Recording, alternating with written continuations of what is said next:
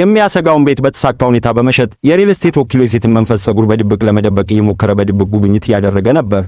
ገዢውን ለማታለል ብዙ ጥረት ካደረገ በኋላ አንድ ትንሽ መንፈስ በድንገት በመታጠቢያ ገንዳ ውስጥ ታየ።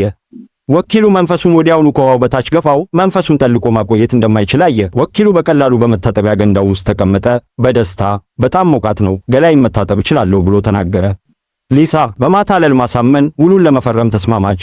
ሆኖም በዚያ ምሽት ሊሳ ገላዋን እየታጠበች ሳለ በድንገት አንድ እጅ በጭንቅላቷ ላይ ታየ። አስደነገጠቻት። ዞረች፣ ግን እዚያ ምንም አልነበረም። ሊሳ ገላዋን ከጨረሰች በኋላ ትንሹ መንፈስ በሰገነቱ ውስጥ ታየ። ደረጃውን ሲወርድ ሰውነቱን አጣመመ። ሊሳ ስትከተለው መንፈሱ ጠፋ። በሚገርም ሁኔታ ሊሳ ወደ ሁለተኛው ፎቅ ሄዳ በልብስ ማስቀመጫ ውስጥ ወደ ሰገነቱ የሚያመራ የተደበቀ ክፍል አገኘች።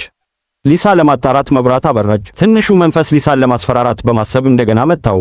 ሊሳ በፍርሃት ጮኸች። ነገር ግን መንፈሱ እጇን በሊተሩ ላይ ስለነደደ በከፋ ሁኔታ ጮኸ። ሊሳ እንደገና ስትመለከት መንፈሱ እንደገና ጠፋ። ነገር ግን ሊሳ በእውነት ደፋር ነበረች።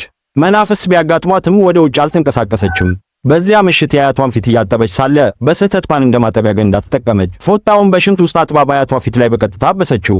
አያቷ የሆነ መጥፎ ነገር ሸተተች እና ፎጣውን ለመቅመስ 2 ጊዜ ጠጣች። ልትወጋ ተቃረበች።